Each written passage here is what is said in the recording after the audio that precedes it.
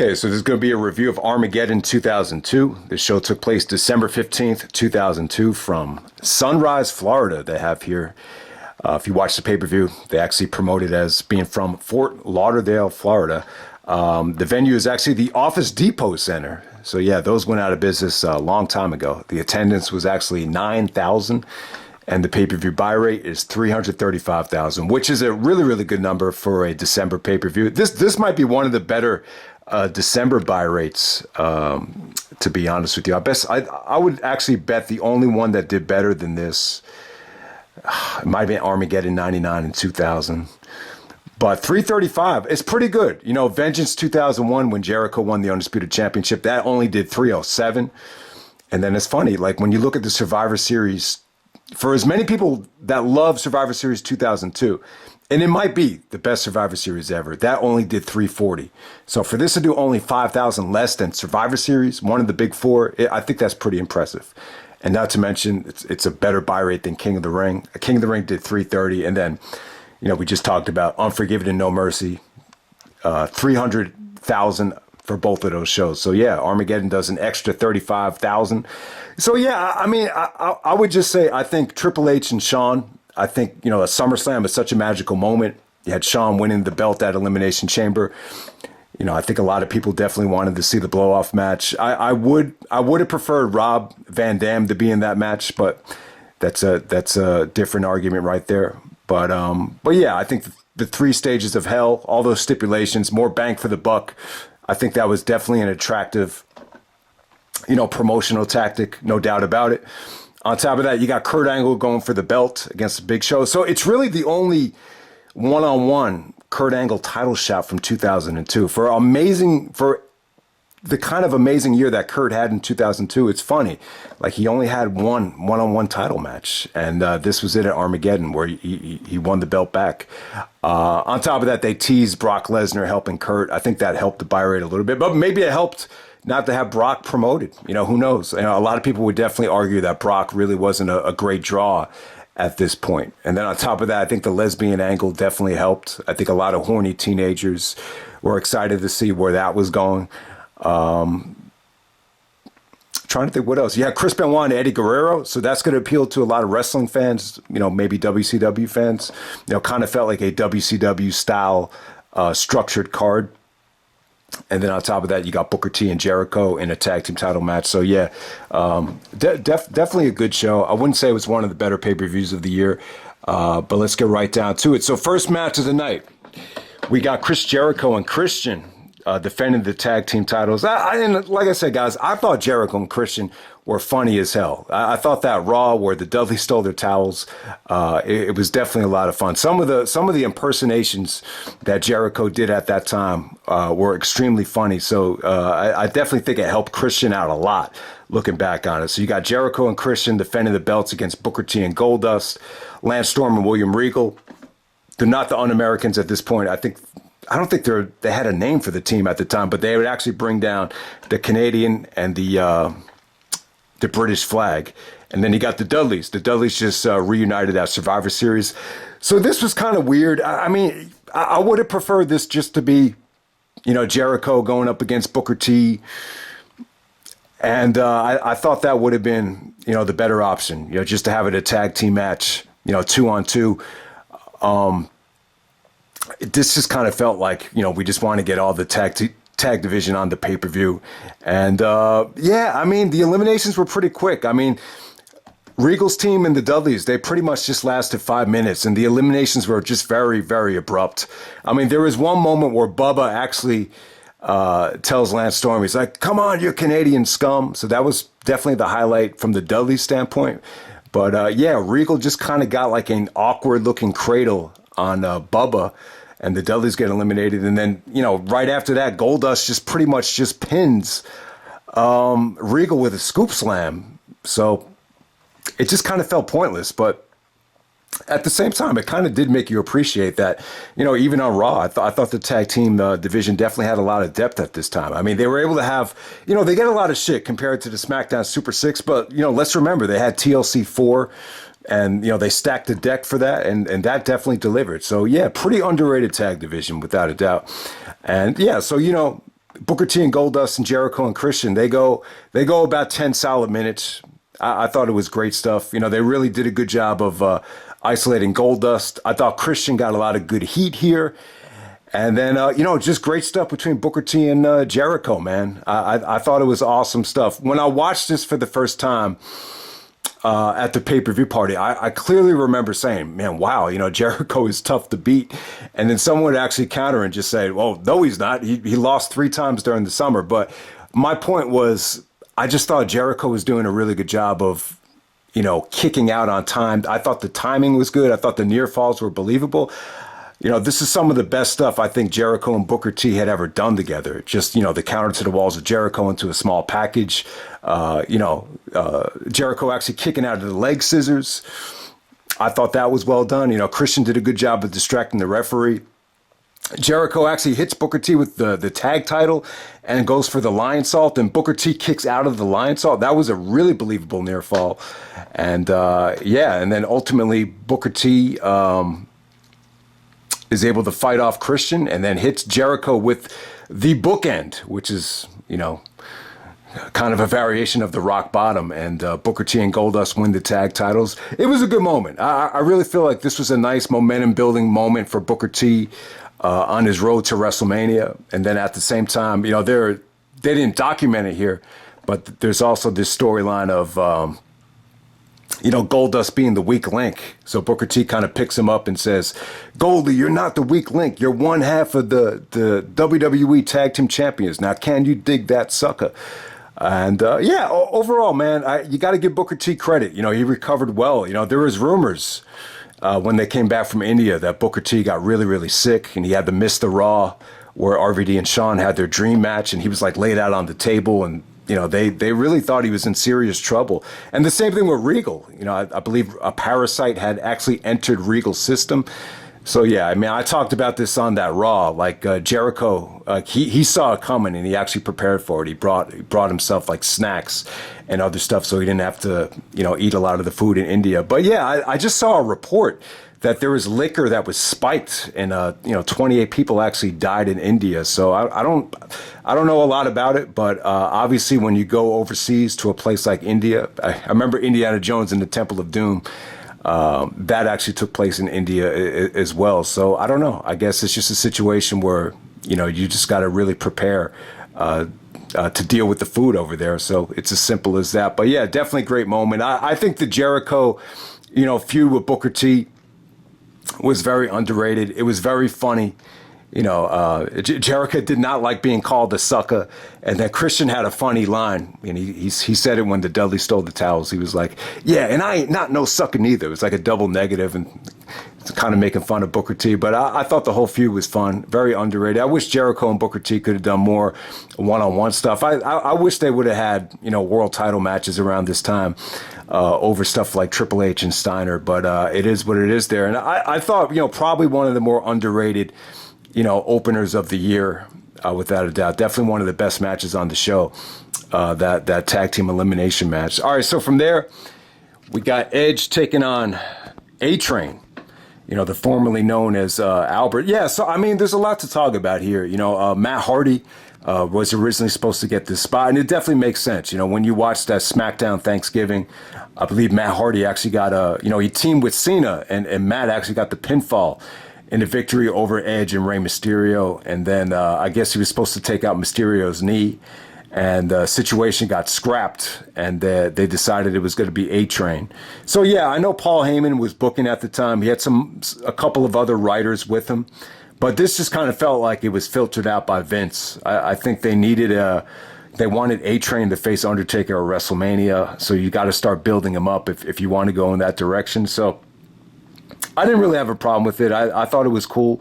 But hey, like when you think about it, maybe this is where the rift between Edge and Matt Hardy started.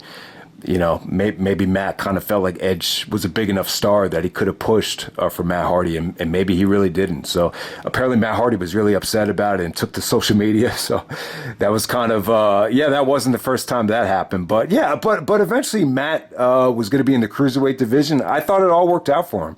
I thought, that this was not the problem for Matt Hardy. Like when he was on SmackDown, he was fine. the problem with Matt is when he went to Raw and, when Lita came back, that's when I thought, the decline of Matt Hardy kind of started. But yeah, the bottom line is A-Train actually takes a chair and takes out Rey Mysterio's knee. I think Rey had to get a minor knee surgery. They said he tore his ACL, but I'm not buying that. An ACL tear will keep you out the whole year. It sounded like it was more of a minor surgery. And then at the same time, he actually injured Edge's knee. I believe Edge actually had a sprained MCL in the storyline here. So he was good, man. I thought Edge did some really good selling throughout this whole storyline, especially the number one contenders match, the elimination match when he went toe-to-toe with Kurt Angle. He did a really good job of selling the injury. But, we got Edge and A-Train here. And, yeah, I mean, I thought it was a good match. I thought everything here was fine. I thought Edge brought his A game. I thought he made A-Train look good. Crowd reaction-wise was a little bit disappointing. But, the reaction the next day on the wrestling sites was that Vince McMahon was disappointed by the match. And he was disappointed in Edge that he couldn't get a better match out of A-Train. And I'm trying to watch this back saying, what mistake is Edge making? I just don't know. Like, like if you want to say that maybe Edge should have sold a little bit better with the knee injury, I think you could say that. But I just think Vince is such a crowd reaction guy. Like, if you don't get the crowd, behind you or engaged in the match, like no matter what, he's going to be a little bit disappointed. So I could see why, Vince was a little bit disappointed in Edge. But other than that, man, the highlight was actually Edge actually intercepted the chair shot and was able to spear A-Train. A-Train actually kicks out of the spear. So they definitely made A-Train look strong. But, the ending, features A-Train using the chair to take out Edge's, injured leg. But Edge sucks it up and gives A-Train like 10 chair shots in a row. So I don't know. I'm a little bit lukewarm on the match and the overall, goal of it. Because if it was to get A-Train looking strong for The Undertaker, I don't think they really did it. And at the same time, like, I can't really blame Vince for thinking, Edge's performance, wasn't, up to his standards. So, well, I didn't think the match was bad. It's definitely one of the better things of the night, no doubt about it. So from there, we go to Chris Benoit taking on Eddie Guerrero. They go 17 minutes. Awesome stuff. This is my pick for the match of the night. No surprise there. So when we go back to that number one contenders match, that fatal four-way elimination match to crown the number one contender for Big Show at Armageddon. Yeah, I mean, the one knock on that match is I thought Benoit and Guerrero got eliminated a little bit too quickly, and Edge and Angle pretty much had to carry the match. But it was an awesome match, though. Definitely one of the top 5 matches of the SmackDown Super 6 era. But Eddie actually tapped to the crossface, and Eddie was a hothead, and was a little bit upset at Benoit, so he actually hit him with the belt behind the referee's back, and Benoit ended up getting speared and eliminated. So that's what kind of started this little rivalry. And, Benoit and Eddie were pretty much cool, up until this point. Obviously they were competing against each other during the SmackDown Super 6 era, but this is more a little bit of a heated situation where Benoit is blaming Eddie for costing him a title shot. And this was good stuff. This is where you really finally saw Benoit really illustrate how important winning the WWE Championship was to him, that he's been wrestling for 17 years, and the goal of winning the championship has definitely eluded to him, and it's almost like the start of the whole push towards WrestleMania 20. And in a lot of ways, this match is kind of like a unofficial number one contenders match. I mean, they didn't call it a number one contenders match, but Michael Cole was saying that whoever was going to win this match is going to be in serious contention to be the number one contender, and it obviously ended up being Benoit. Then we got the classic with Angle at the Royal Rumble. But yeah, man, I mean, this match right here,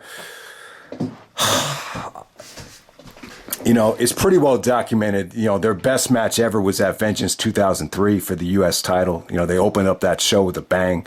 That was a little bit more, over the top in terms of it. That match pretty much gave you everything. I love that match. This was a little bit more wrestling related. And God, it was definitely great stuff. I mean, the beginning, lots of chain wrestling. Eddie basically, locks Benoit up with the leg scissors. And it's funny, a lot of the crowds, I hate talking about this, and I don't want to let one guy ruin a match. But, when a crowd is a little bit quiet and one guy starts chanting boring, it really does kind of hurt the atmosphere a little bit. But you got to give these guys a chance to just really get into a rhythm, and once they got it going, man, it was pretty awesome. But I love Benoit's counter to the leg scissors. He's actually able to kind of electric chair Eddie out of it. It's almost like an electric chair power bomb out of the leg scissors right there. So I thought it was great stuff, man. Eddie did some really, really good submission work here. Like, if you want to see Eddie, on top of his game, just kind of, tweaking and torquing, Benoit's legs, trying to dissect him, just vicious, engaging, submission work from Eddie Guerrero. I thought he was great. And there's one sequence in the match too where he gives Benoit a backdrop, and Benoit's back actually hits the middle rope. And it's tough, man. Those ropes could slice you up. Coach even asked Benoit in the interview after the show, like how did you persevere after that backdrop on the rope? And I didn't come away thinking like it was that big of a deal. But I don't know. Coach thought, I don't know if it was Coach's decision, but they tried to play it up like Benoit really got hurt on that.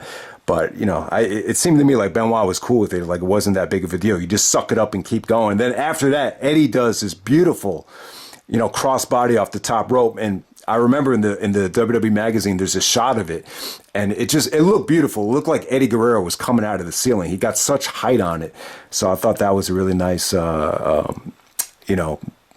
spot from Eddie. So I thought this match really gave you everything. Benoit with the Germans. Even Eddie actually countered that famous Chris Benoit power bomb into a set of Germans by himself, which is pretty good. Eddie's not known for doing Germans. He's more known for doing the Three Amigos, the regular suplexes. But I thought Eddie's Germans looked a lot better than, say, Stone Cold Steve Austin's when he tried doing them against Kurt Angle. I think it was back at SummerSlam 2001 or whatever. But yeah, man, I mean, great stuff. Chavo's interference is pretty cool. And it's funny, like, before Chavo came out and interfered, they do a close-up of Benoit just like, trying to scatter back into the ring. And then you see Chavo come out of nowhere with the belt, and he's trying to act like, he didn't do anything to the referee. So, it almost felt like a 2-on-1 handicap match at the end of it. So, yeah, I mean, the finishing stretch here was really good. Benoit actually hitting the headbutt. This is actually the match where Benoit actually signaled to do the headbutt, and then Eddie gets up. And then he hit him with a couple of Germans again. And some of the fans were like a little bit disappointed because they wanted to see the headbutt. But Michael Cole was like, how smart is Benoit? He sees that Eddie's about to get up, so he goes right back into the German routine. But yeah, just a lot of good stuff towards the end of this match. When Benoit went for the pin, Eddie transitions into the lasso from El Paso. So once again, I just thought some of Eddie's submission work was really well done here.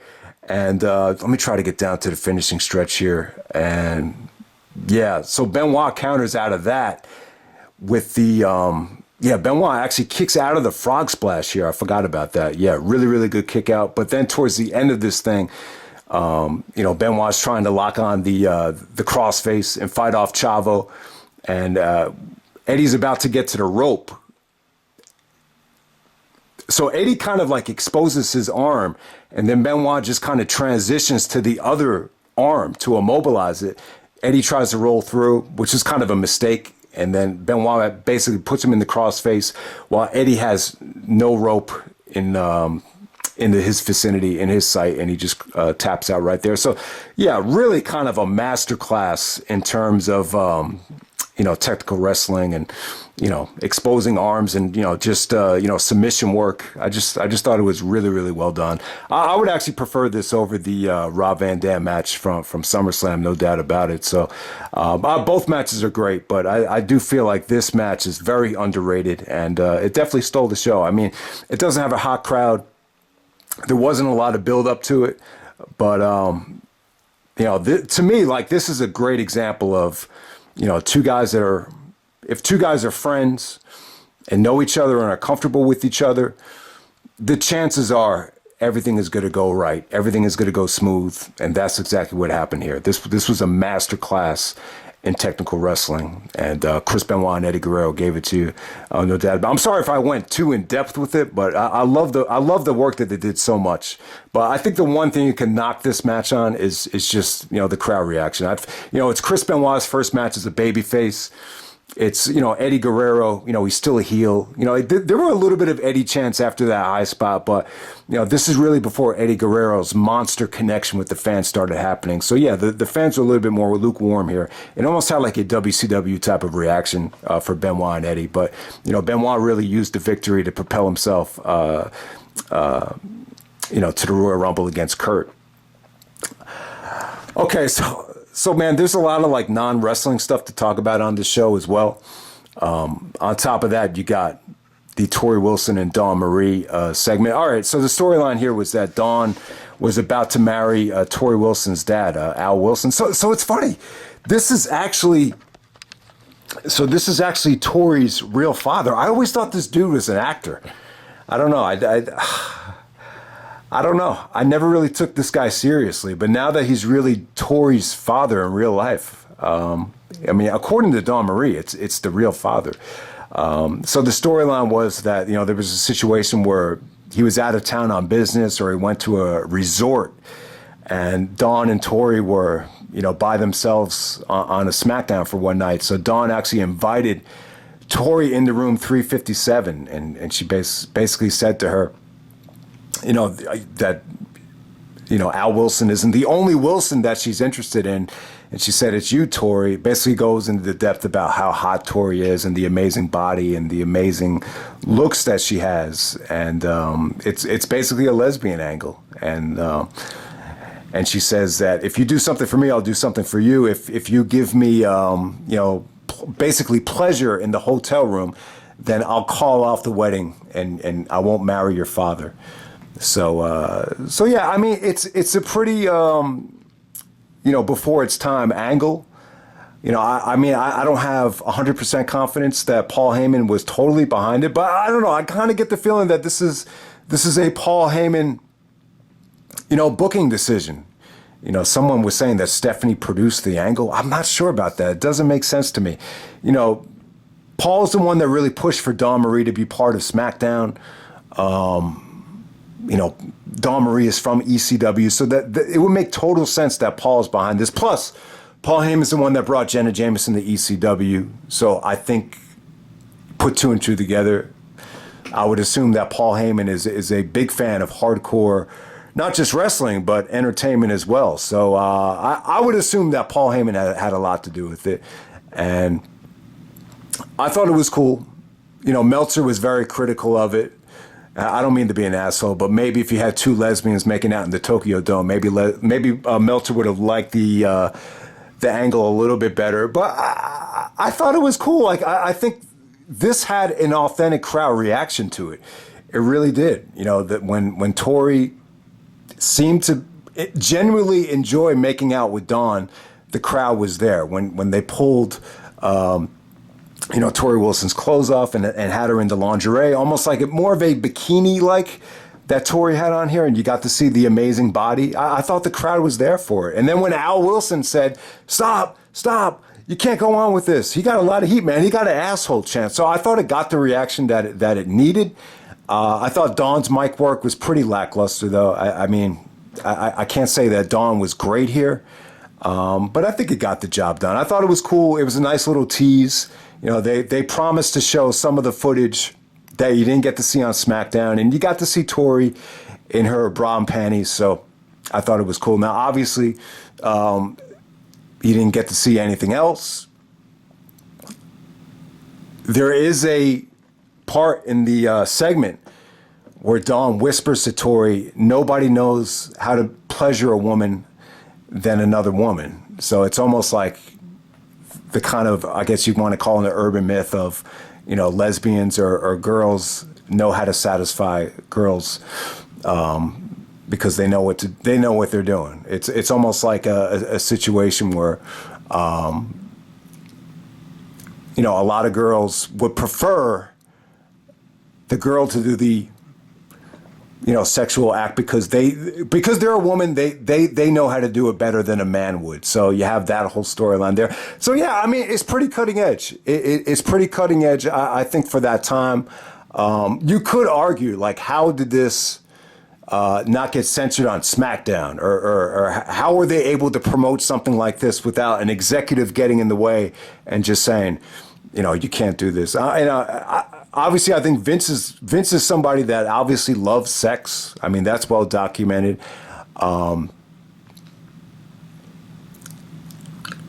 But I think Vince is the kind of guy. Yeah, I think Vince was definitely into it.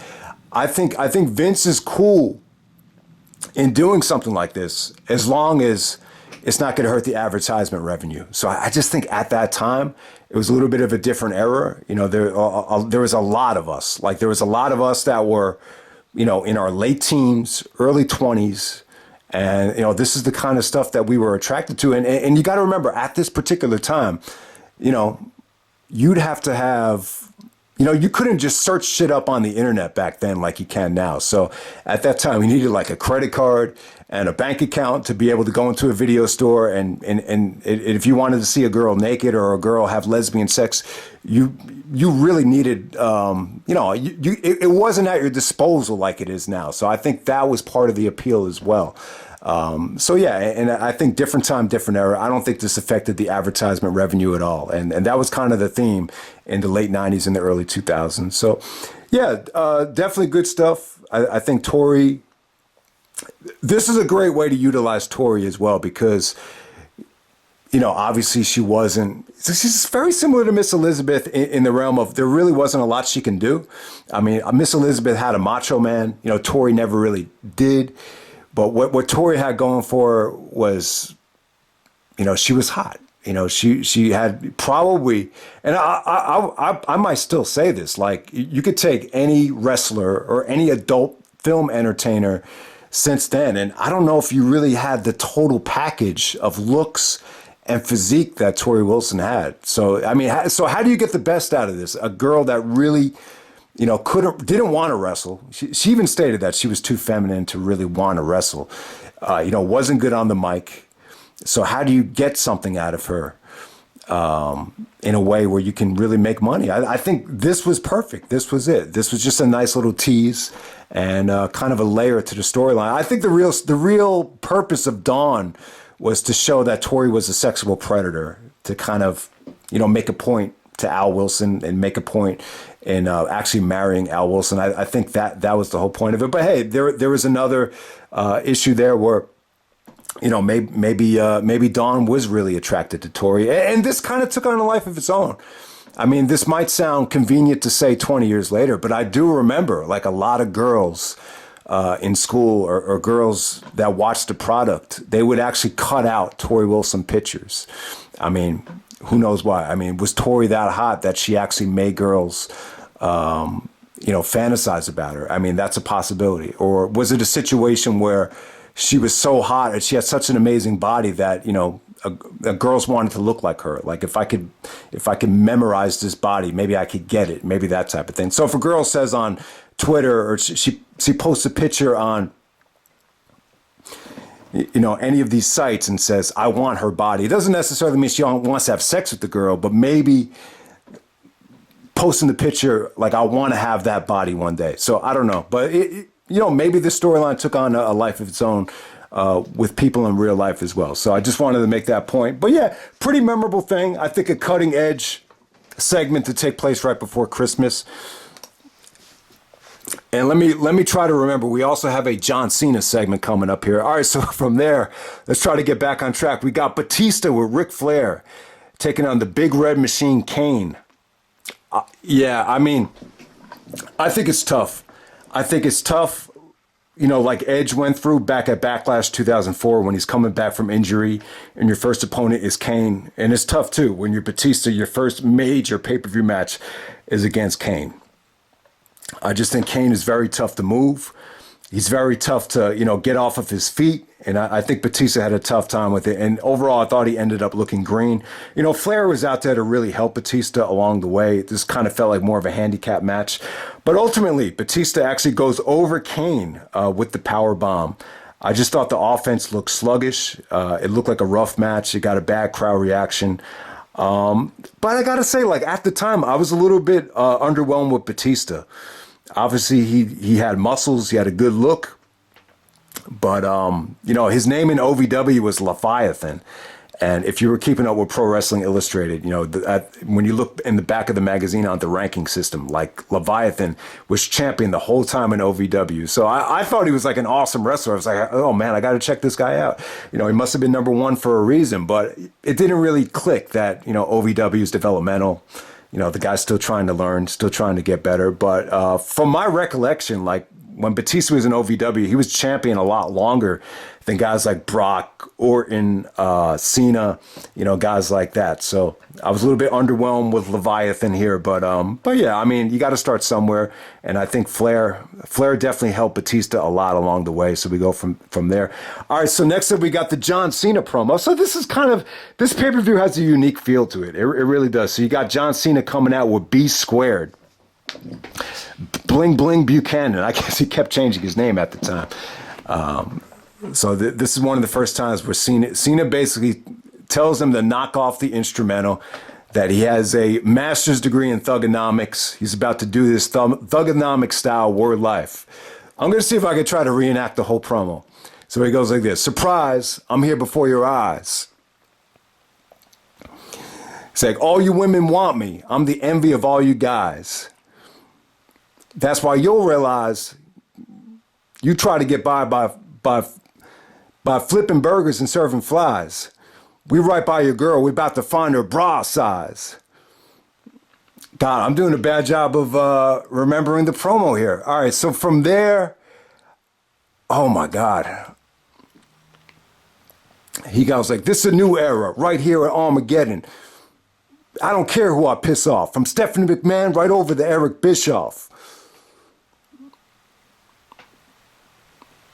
And then from there, where does it go from there? See, man, I should have wrote this shit down. And then he says,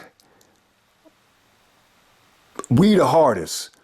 We leave no man standing. You have to deal with me or Bling Bling Buchanan. All right, and then he ends it like this. For all you foes thinking you can throw blows, y'all end up like Marsha Brady saying, oh my nose, and we out. So overall, I don't think I did a good job of recapturing it. But yeah, I like the promo, man. I think it was a good rap for Cena. I thought it was a great promo, and it kind of frustrates me. Like I prefer this Cena promo, this heel Cena over Punk.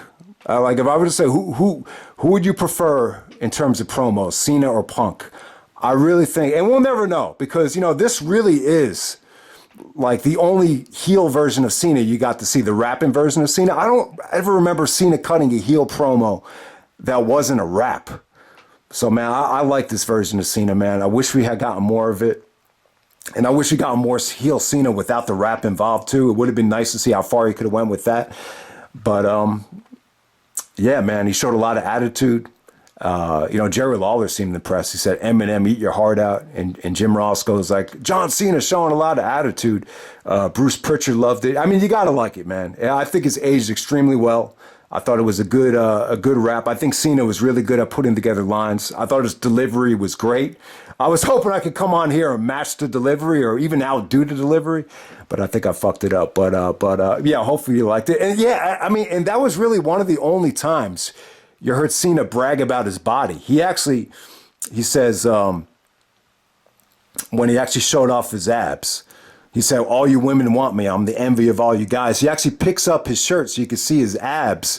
So this is really one of the only times Cena was bragging about, being with women and finding their bra size and showing off his body. Cena wasn't that type of heel. That was more of Randy Orton. So I just wanted to make that point. But yeah, definitely one of the highlights of the show. No doubt about it.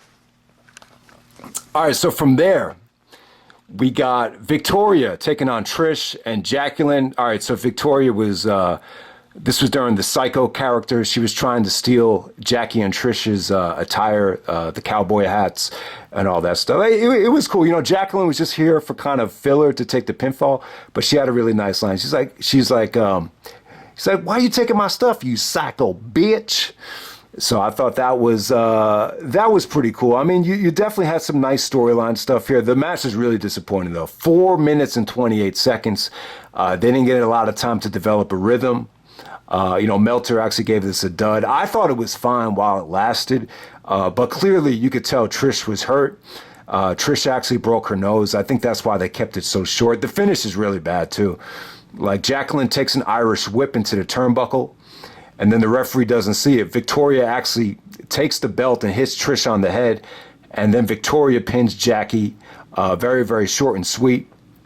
And it's funny, too. Victoria comes down to the ring with that new song, that Voices in My Head. I think it's like a Russian, a Russian female band. And, yeah, it's almost like she ran to the ring because of copyright issues with the song. It just kind of came off like that, you know, because her entrance was great, especially with that song, especially like when they had Steven Richards involved. But for whatever the reason, she was like in a rush to get down to the ring. I don't know what went on there. Maybe they just wanted to get the match over with or pressed for time. I have no idea, but Victoria's entrance seemed kind of rushed to me. All right, so from there, we get to the double main event. We got the Big Show taking on Kurt Angle. So Kurt Angle actually defeated Edge in the four-way elimination match, which is an awesome match. He actually wins with the running Angle Slam. I think that's the first time Kurt ever did that.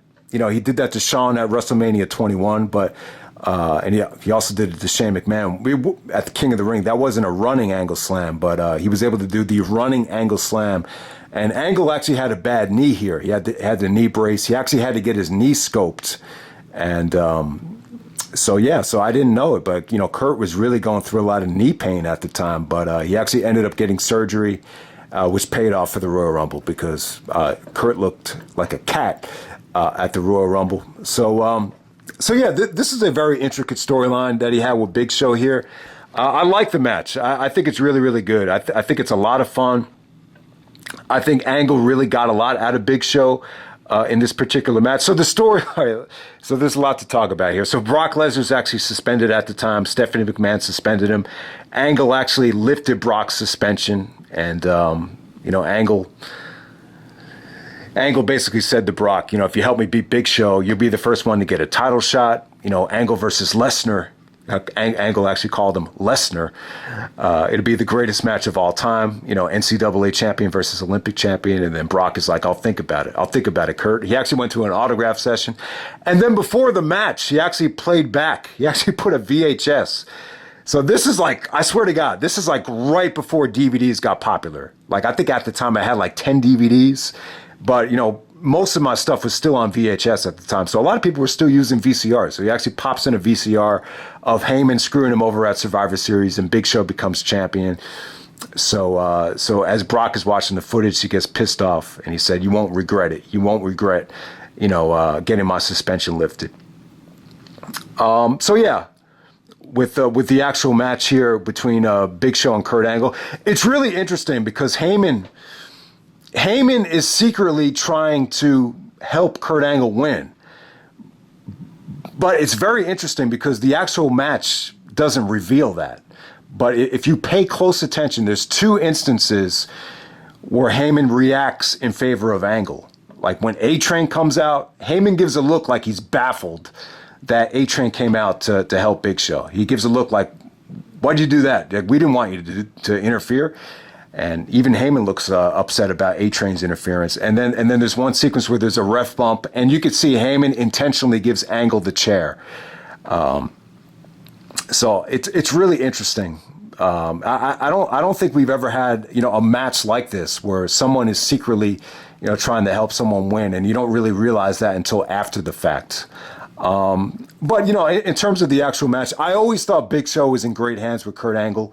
I mean, really did. I thought, you know, Angle was able to get him off of his feet. I thought the Angle, you got to remember, man, the Angle slam to Big Show looked really, really impressive. But, you know, after seeing Cena, you know, do the FU to Big Show and seeing Brock do the F5 to Big Show, it's hard to top that. But, you know, the sequence where Angle slams Big Show was great. Angle was more of a high flyer here. The drop kick off the top rope was cool. There's a sequence where Big Show actually Irish whips Angle into the turnbuckle, and Angle basically does a running moonsault to break it up. You know, basically hits Big Show with the knee brace. But it's good, though, man. You know, Big Show was definitely winded. You know, you could definitely argue that this was Kurt Angle's worst pay-per-view match of 2002. maybe even worse than the match with Hogan. And obviously the match with Triple H. Triple H was a little bit rusty and still, his first match back. But yeah, I would definitely say it's Angle's worst pay-per-view match of 2002. But like for Big Show standards, I thought it was good. I thought it was good stuff. I thought his bumping and selling for Big Show was really, really good here. The transition into the ankle lock, the Big Show, Angle really credits Big Show for being very safe, and his timing when they were doing counters was very, very good. So Big Show goes for the choke slam. Angle actually counters it into the ankle lock, which was really, really sweet. And I'll tell you, they did this a million times. Like, it's probably one of the more common ref bumps, the counter of the ankle lock into a ref bump. So they did that here. So that was pretty cool. But yeah, obviously you got A-Train interfering and trying to think here. So there's another sequence here where, and it's funny, like when A-Train comes down, like people think it's Brock at first. I wanted to make that point. That was a report too. Like a lot of people that were there live, there's like a huge pop because you see this big, massive white dude come out. You actually think it's Brock, but it's actually A-Train. So yeah, I think this is a situation where Big Show fights off a chair shot. He choke slams Angle, and then Brock comes out and gives him the F5. And then as soon as Brock chases Paul Heyman out of the arena, Angle is able to pin Big Show, and Angle becomes the 3-time WWE champion, becomes champion, on the road to WrestleMania. And the celebration, it was cool, man. I was, and it's funny, 2002 is probably Kurt's best year, and he was only WWE champion for 2 weeks for the rest of 2002. But it was definitely a good title win. And it's funny, like when you look at Kurt Angle's championship victories, I think besides the first one against The Rock, every single one he was a babyface. When he beat Austin, he was a babyface. When he beats Big Show here, he's technically a babyface that temporarily, he temporarily turns babyface here. He's also a babyface when he wins it back from Brock and Big Show in the triple threat match at Vengeance. And then, what's his next title win after that? When he wins it in the Battle Royal, when he jumps to SmackDown and eliminates Mark Henry, he's basically a babyface there too. So yeah, all of Kurt Angle's championship title wins were actually him as a babyface. But just to leave you with something interesting here, I like looking back on it, I think I would have preferred if Angle and Big Show closed the show. I think you could have the situation with Brock helping him. And, Brock chasing Paul Heyman out of the arena. And I think while Angle's celebrating, Brock comes back out and then they have the stare down. And then you could have some type of swerve where Heyman, comes back out, or Angle low blows Brock in the nuts and just bloodies him up. And, they reveal that Heyman and Angle were actually working together. The way they did it on SmackDown was a little bit weird. Angle comes out as a babyface. It's like, what I like to do right now is introduce my brand new business partner, Paul Heyman. And that's how Angle turns heel on the very next SmackDown. So, but there we go with that. So Angle actually has to get his knee scoped, and Brock actually F5s him on the ring post. And Angle really doesn't wrestle into the Royal Rumble, but it definitely helped. I think it definitely worked with Angle's heel character. You brought out Team Angle. You actually had Angle out with the crutches, which, really helped a lot of those beatdowns with Benoit. So it definitely all worked out. So there we go with that. Kurt Angle is the champion going on to WrestleMania. But I think it would have been cool, especially, like, you got to keep in mind, like, leading up to WrestleMania 19, a lot of the SmackDowns were actually preempted because of the war. Our country went to the war with the Taliban and, Bin Laden, the post 9/11 stuff and all that stuff. So SmackDown really didn't get a lot of airtime, leading up to WrestleMania 19, which really would explain maybe why that buy rate wasn't that good. So if you're going to do Angle and Brock last at WrestleMania, I think it probably would have been smart, to end Armageddon, kind of teasing that match.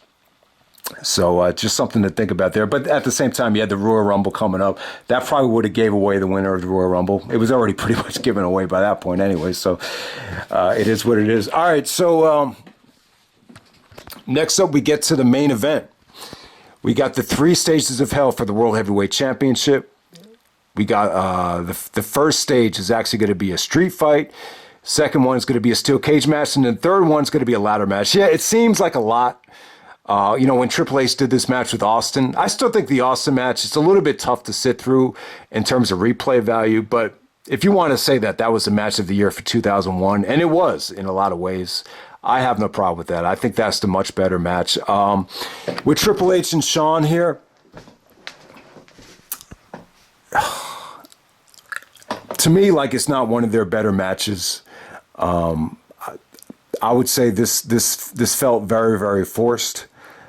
But at the same time, I felt like they gave you a lot here. I felt like they both worked their asses off. Triple H works through an injury. Shawn Michaels is working through rust and, the layoff. So in a lot of ways, I feel like, Jim Ross even said it after the pay-per-view. I mean, no matter how you look at it, you got your money's worth tonight for this pay-per-view and for this match. But at the same time, I do feel like I look at this match a lot like it's the Hell in a Cell match that they had in Bad Blood 2004. I felt like it was just a little bit forced. I felt like they just tried to do too much.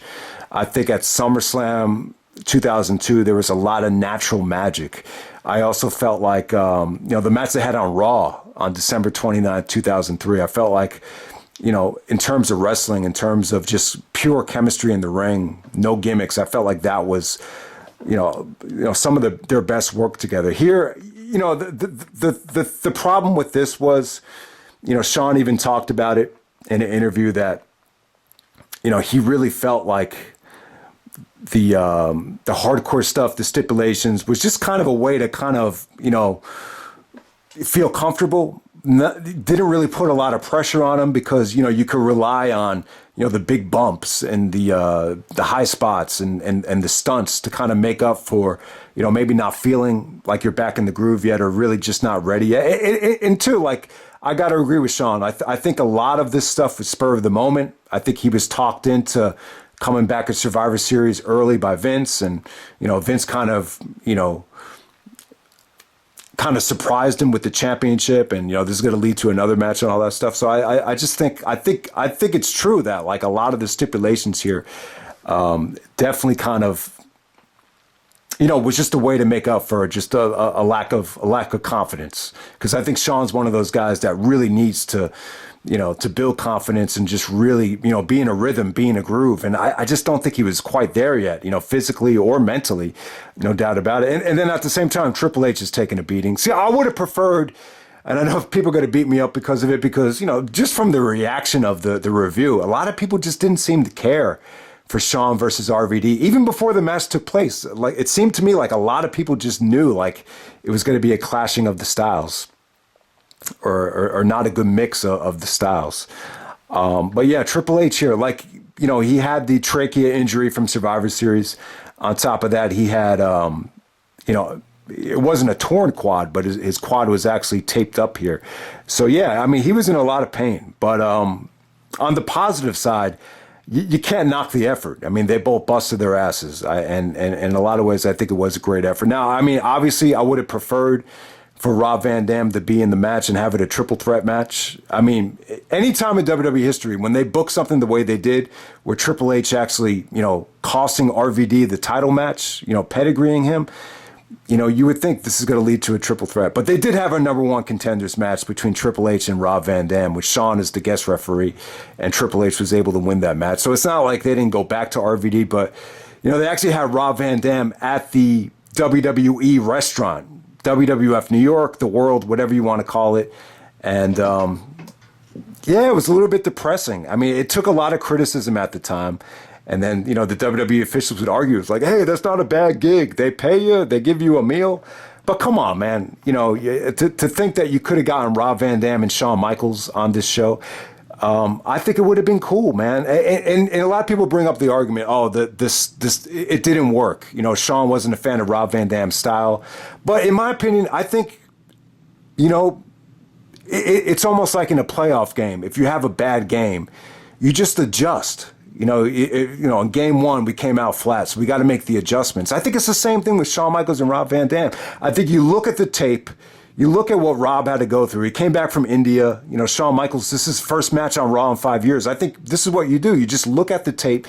You see what you can adjust to. I think Shawn really needed to adjust to RVD's style, and I think he could have done it. You're going to tell me, like, Shawn couldn't have done what Jerry Lynn did in some of RVD's matches with Jerry Lynn? I'm sure he could have done it. I'm sure he could have done it. But for whatever the reason, I think they really thought Triple H and Shawn had a lot of juice, you know, coming off of SummerSlam. So that's why they went with this. And then on top of that, I think Scott Steiner is waiting in the mix. You know, ideally I would have preferred if you just hold off on Triple H and Shawn into the Rumble. But they had this idea that Steiner was going to come in and create a lot of electricity and a lot of pay-per-view buys, which I think he did at first. But as soon as he wrestled, it turned into a disaster. So I think more than anything, the underrated part about this whole triple threat fiasco here with Rob being in the middle is that, you know, they want to get the Steiner, and I think that's why it was extremely rushed. But other than that, man, I thought the effort was great. I thought the best fall in this match was the street fight. I really think it did. I thought Shawn did some great selling here with the figure four and the dissecting of the knee. You know, the most memorable part of the street fight is when Triple H actually takes the 2x4 in barbed wire and actually, you know, takes part of the Armageddon flames from the set design and lights it on fire. And Shawn actually intercepts it and then swings at Triple H. I got to say, that's pretty good pyro for that fire not to spread. And, you know, it was even by some of the fans, too, and everything was cool. That got a holy shit chant. There were multiple things in this match that got a holy shit chant. And, you know, ultimately, Triple H actually counters the super kick and takes apart Shawn's knee. And Triple H is actually able to hit the pedigree and win the street fight. Street fight was good, but nowhere near as good as the street fight that Triple H had with Austin at No Way Out 2001. I thought that street fight was the best part of the first three stages of Hell. And then we got the steel cage match, which was cool. You know, it featured, you know, Flair actually came back out. You know, and what really is probably the most underrated part in the buy rate here, you got to remember there was actually a Shawn and Ric Flair promo, probably the first Shawn Flair promo, and yeah, that was really good. I didn't rewatch it, and they didn't present it in the video package here, but that probably did a really, really good job of actually selling this match. So Flair actually gets involved in the cage, and Shawn seemed more intense with Flair than Triple H. Did anyone notice that? I thought that was a little bit weird, but, you know, Flair ended up being the Crimson Mask, and, you know, there was a sequence where Triple H is trying to throw Shawn off the cage into the tables. So I don't know what the psychology behind that was, because if you exited the cage, you actually won the match. But ultimately, Shawn is able to actually splash Triple H through a table, and it was cool. You know, he was able to get Triple H from walking out of the door a couple of times while Flair is in there. It was a cool cage match, but it didn't blow me away. Like Shawn, you know, it's funny. Like, this is really one of the few times where Shawn was just in a regular cage match. I mean, the only one I can think of is the match with Marty Jannetty, but it was pretty cool. And then you have the ladder match. The ladder match is a little bit disappointing because, you know, this is only the ladder match Shawn had, you know, after the comeback. I'm trying to think. I know he had a match with DX and Jericho. I think it was TLC 2009. But yeah, I think this might have been the only time you got Shawn in the ladder match. On top of that, Triple H has a history with ladder matches. But the story here was that, you know, Triple H was a little bit unconfident about the ladder match because Shawn, you know, made the ladder match famous and all that stuff. So you saw Triple H's reaction kind of sour when Eric Bischoff and Sean Morley presented the stipulation. So that was pretty cool. But yeah, I mean, the ladder match is pretty disappointing. I just don't feel like they really got into a groove here. The fans were heavily distracted. There's actually a Triple H pedigree here, and it looks like there's a fight going on in the crowd, and it's like the fans took their focus off of the match. But there was some good back and forth. I mean, nothing spectacular. Shawn actually super kicks Triple H out of the ring, and he tries to go for the title. Then they do a zoom in on Shawn as he's going for the belt, and then which is cool, you know, because when you zoom in on something, you can't really see what's about to happen. They did the same thing with Benoit and Chavo earlier on in the night, and then you know, Triple H just knocks Shawn off the ladder into the 4 tables that Ric Flair set up. And basically, Shawn does the Bubba Ray Dudley, Matt Hardy spot from WrestleMania 17. It's a spot that we've seen before, but I'll give Shawn Michaels credit. For him to be out of action that long and, with the bad back and to be able to take that bump, it's a pretty ballsy thing to do. So Triple H wins the title back, and he goes to feud with Scott Steiner heading into the Rumble, which I think everybody regrets seeing at this point. No offense to Scott Steiner, but I just don't know if he was really ready to be thrust into that spot, considering the injuries and the limitations and everything like that. So, but yeah, man, cool match. But, the overall feel of the match, Meltzer hated it. Meltzer kind of compared this to like a independent, garbage match. He was very down on it. You just get the feeling like Meltzer was just not happy with anything from 2002. But I think 2002 it's a year that a lot of people took for granted. I just remember a lot of the bitching and a lot of the complaining that, we want Austin to come back with the beer truck and, you can't replace The Rock in Austin. I just don't think people really appreciated, how much talent this company had at the time. It's really sad. Because I still thought this was a really good pay-per-view. It's not one of the best of the year, but, the reaction for the main event, I still thought it was a good match. I'm still going to give it 4 stars because of how over the top it was, and, Triple H battling through injuries and Shawn just kind of, trying to find himself again. So I'll definitely give it a good rating. But, the reaction was that, especially from Meltzer, that there was 2 guys past their prime, and, they did, you could definitely see that, a lot of this stuff was a little bit forced. Shawn's reaction after the match was he wasn't that confident. He said the last match with Hunter, you could definitely feel it. Like he had a tough time, recovering from it. He did the stuff with Jericho the next night, but apparently he actually told Jericho that, I'm not going to rush into anything. It was a great segment, but I'm not promising anything. So he really wasn't that sure that he wanted to even wrestle at WrestleMania. And it really wasn't until WrestleMania where Shawn said to himself, let's stop beating around the bush. And, obviously he wasn't going to become full-time, but he was going to wrestle on every pay-per-view and still be a part of Raw after WrestleMania. But, I just remember the mentality from Shawn was that this was definitely a rougher experience than SummerSlam and Survivor Series, which were obviously magical moments. The magic quite wasn't there. But yeah, I mean, the match wasn't that long, though. It's only 35 minutes and 25 seconds. They gave you 3, stipulations into one match. You really got a nice bang for the buck here.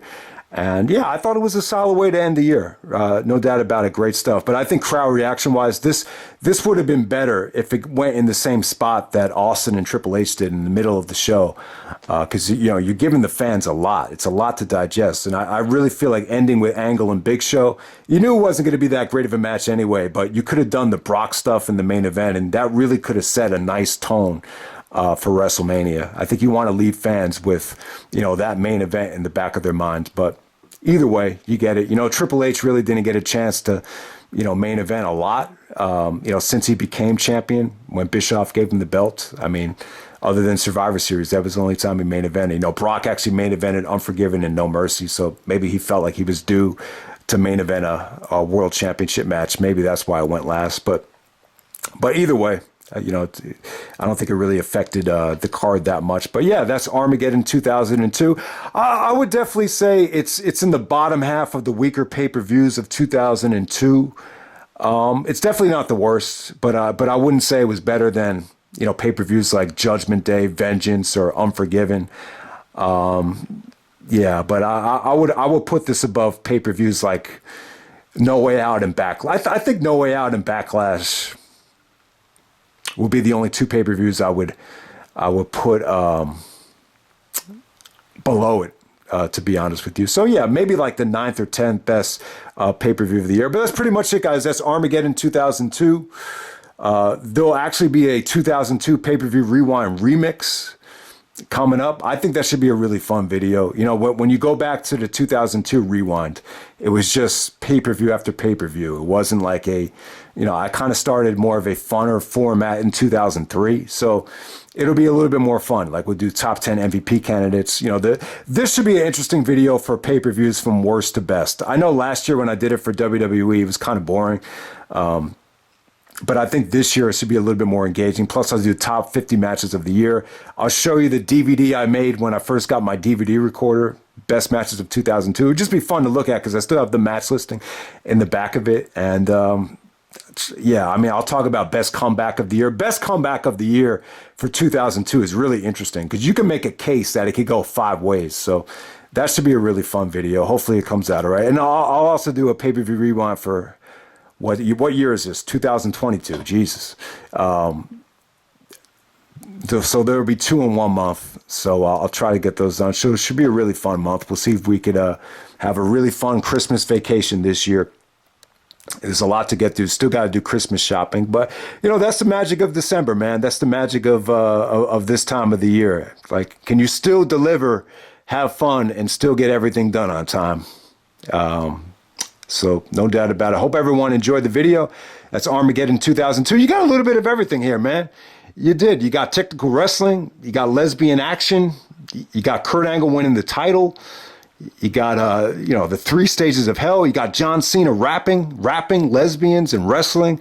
Doesn't get any better than that. So that's pretty much it. That's Armageddon 2002, and we out.